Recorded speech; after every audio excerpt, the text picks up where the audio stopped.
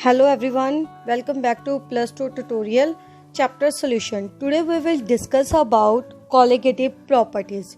Colligative properties of the solution which depend only on the number of solute particles but not on the nature of solute are called colligative properties.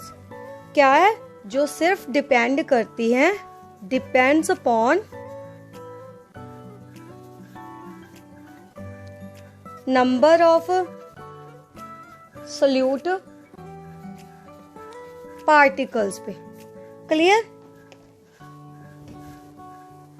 हमारे पास 4 colligative properties है। First is relative lowering in vapour pressure. Second, elevation in boiling point. Third is depression in freezing point. Last one is osmotic pressure. Clear? चारों हम detail में discuss करेंगे। सबसे हम पहले discuss करेंगे about relative lowering in vapour pressure. Relative lowering in vapour pressure, इसमें क्या है? Lowering in vapour pressure mean जो हमारे पास वेपर प्रेशर है उसका कम हो जाना। अब वेपर प्रेशर कैसे कम होगा? मान लो हमारे पास कोई भी सॉल्वेंट है, सॉल्वेंट में हमने नॉन वोलाटाइल सोल्यूट क्या कर दिया? ऐड कर दिया। इसमें क्या कर दिया? सॉल्वेंट में नॉन वोलाटाइल सोल्यूट क्या कर दिया? मैंने ऐड कर दिया। नॉन वोलाटाइल जिसके क्या नहीं बनेंगे? वेपर्स नहीं बनेंगे, वेपर्स नहीं बनेंगे। इट मीन्स इसके कारण इसका मीन जो हमारे पास सोल्यूट प्लस सॉल्वेंट क्या बना? हमारे पास सोल्यूशन बना। क्लियर? उसके वेपर प्रेशर में क्या आ जाएगा? डिफरेंस आ जाएगा। क्या डिफरेंस आएगा? नॉन वोलाटाइल सोल्यूट के कारण उसका वेपर प्रेशर क्या हो जाएगा? डिक्रीज हो जाएगा। बात समझ में आई? हमने क्या किया? सॉल्वेंट में नॉन वोलाटाइल सोल्यूट क्या किया? ऐड किया। नॉन वोलाटाइल है, उसके वेपर्स इजीली बनेंगे नहीं। क्लियर? वेपर्स इजीली नहीं बनेंगे, इट मीन सॉल्यूशन का हमारे पास वेपर प्रेशर क्या हो जाएगा? डिक्रीज हो जाएगा। That is relative lowering in vapour pressure due to addition of non volatile solute. किसके कंपैरिजन कम होगा? सॉल्वेंट के कंपैरिजन। क्लियर? मैथमेटिकली हम देखते हैं। सबसे पहले देखो XA क्या है हमारे पास? मोल फ्रैक्शन किसका? सॉल्वेंट का। ठीक है? A हम किसे मानेंगे? Mole fraction of solvent. And XB क्या हो गया हमारे पास? Mole fraction of solute particles. And उसके बाद PA नॉट क्या हो गया हमारे पास? वेपर प्रेशर किसका? A हम मानेंगे सॉल्वेंट के लिए, ऑलवेज सॉल्वेंट का। एंड P क्या हो गया हमारे पास? PV क्या हो गया? Vapour pressure of solute. Total vapour pressure को हम रिप्रेजेंट करेंगे P से। Total vapour pressure it means हमारे पास रॉल्स लॉ के अकॉर्डिंग वेपर प्रेशर किसके इक्वल आता है? PA plus PV। अब सोल्यूट के कारण तो वेपर प्रेशर क्या है हमारे पास? 0 है। इट मीन्स PV हमारे पास क्या हो जाएगा? 0 हो जाएगा। सो टोटल वेपर प्रेशर हमारे पास किसके इक्वल आ जाएगा? P is equal to PA। इसको मोल फ्रैक्शन की फॉर्म में लिखें अकॉर्डिंग टू रॉल्स लॉ, क्या आ जाएगा हमारे पास? PA not XA। ये किसके लिए एक्सप्रेशन आ गया? Total vapour pressure of solution. So total vapor pressure of a solution is lesser than pure solvent because addition of a non-volatile solute. Clear? So lowering in vapor pressure is delta PA is equal to PA naught minus PA, value put कर दीजिए, PA naught, PA किसके equal है, pure vapour pressure and mole fraction. Clear? ये क्या आ गई हमारे पास, change in vapour pressure of solvent. And PA naught को कॉमन निकाल लीजिए, क्या बच जाएगा हमारे पास, 1 minus XA. Last Raoult's law में हमने एक और एक्सप्रेशन किया था, टोटल मोल फ्रैक्शन की वैल्यू हमारे पास किसके इक्वल होती है, 1 के इक्वल. सो अगर इसको दूसरी साइड में ले जाऊं तो क्या आ जाएगा, 1 minus XA is equal to XB. इसकी वैल्यू उसमें पुट कर दीजिए, डेल्टा PA क्या आ जाएगा हमारे पास, PA nought XB. Means A की फॉर्म में हम क्या निकाल सकते हैं, इसकी total change in vapour pressure.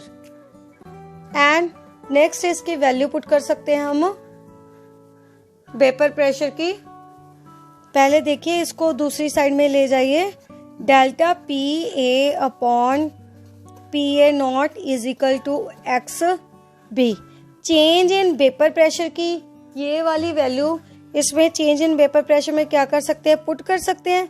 क्या आ जाएगा हमारे पास, PA naught minus PA upon PA not is equal to XB. ये क्या आ गया हमारे पास, relative lowering in vapour pressure. Next हम डिटरमिन करेंगे mole fraction. Molar mass find करना है किसका, सॉल्यूट का, जो हमने ऐड किया है सॉल्वेंट में. कैसे फाइंड करेंगे, देखिए determination of molar mass of a solute from a relative lowering in vapour pressure.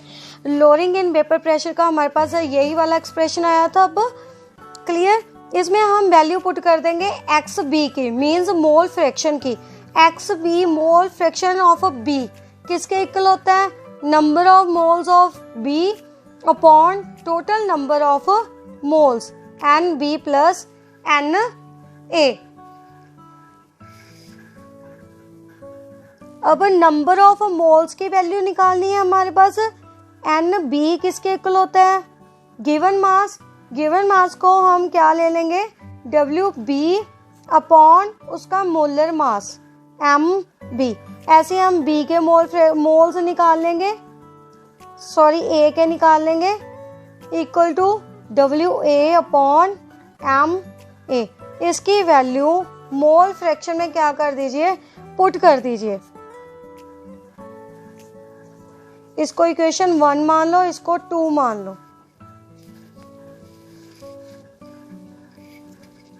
Value put करिए, पुट इन 2.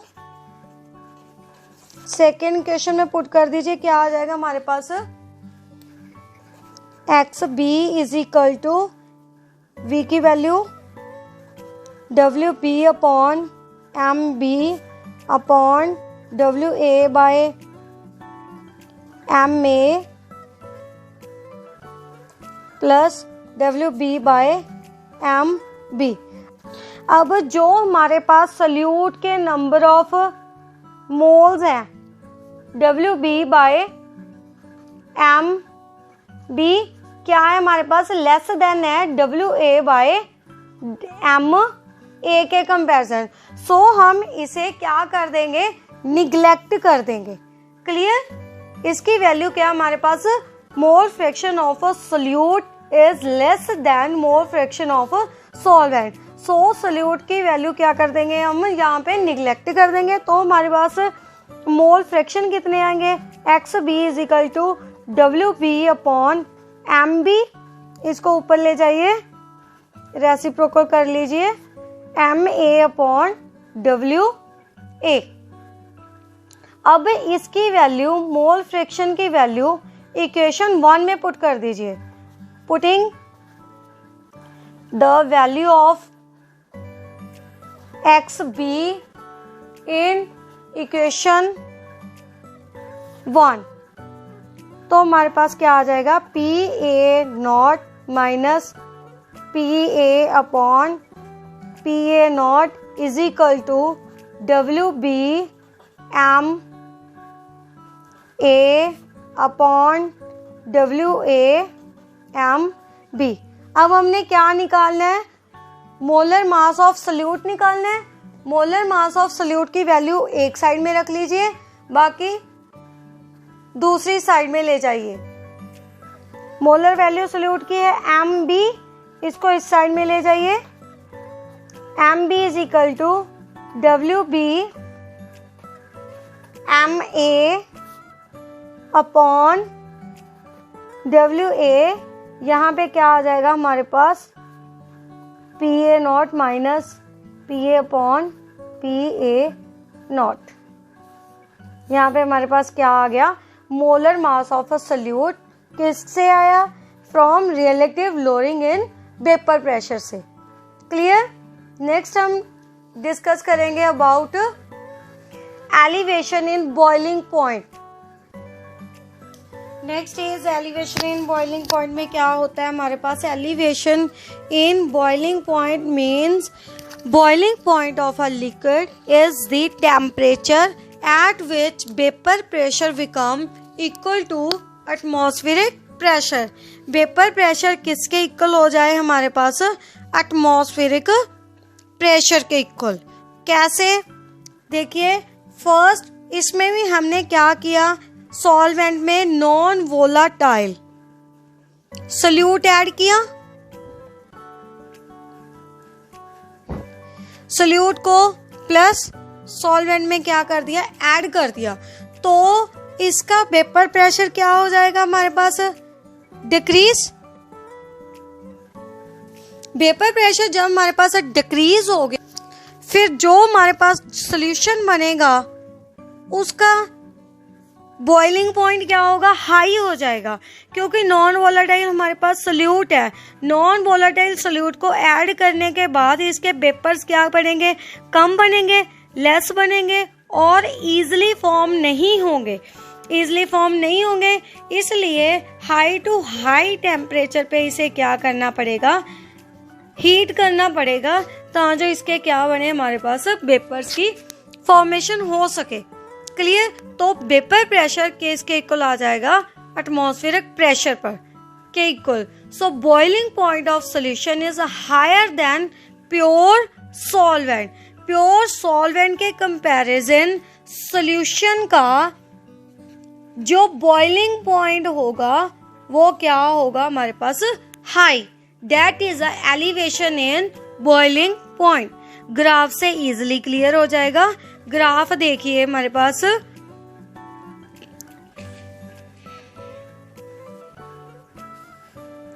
एक साइड में टेम्परेचर ले लीजिए, इस साइड में टेम्परेचर, इस साइड में हमारा आ जाएगा वेपर प्रेशर। 2 कर्व्स, ये ए बी सी डी।